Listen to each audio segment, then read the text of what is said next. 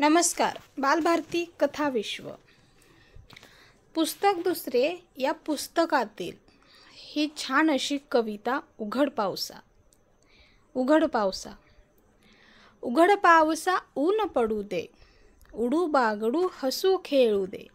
उघड पावसा ऊन पडू दे, उडू बागडू हसू खेळू दे. कळी उमलू दे, फुला फुलू दे, पाण्या वाऱ्यामध्ये डुलू दे. कळी उमलू दे, फुला फुलू दे, पाने वाऱ्यामध्ये डुलू दे. टपटप खाली थेंब पडू दे, तालावरत्या मला नाचू दे. टपटप खाली थेंब पडू दे, तालावरत्या मला नाचू दे. उंच चालल्या घारीवरती, बगळे रांगा धरुणी उडती. उंच चालल्या घारीवरती, बगळे रांगा धरुणी उडती.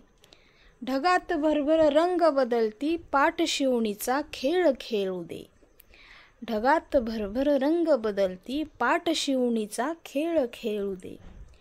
बसे फुलावर फुलपाखरू, मला सांगते मौज चल करू. बसे फुलावर फुलपाखरू, मला सांगते मौज चल करू.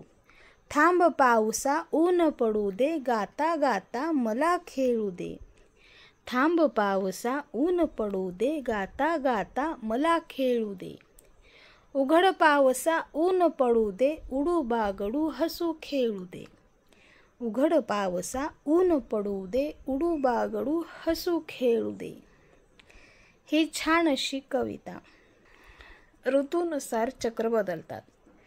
पावसाच्या दिवसात पाऊस छान पडत असतो, पण ह्या कवितेत मुलांना खेळायचंय, बागडायचंय.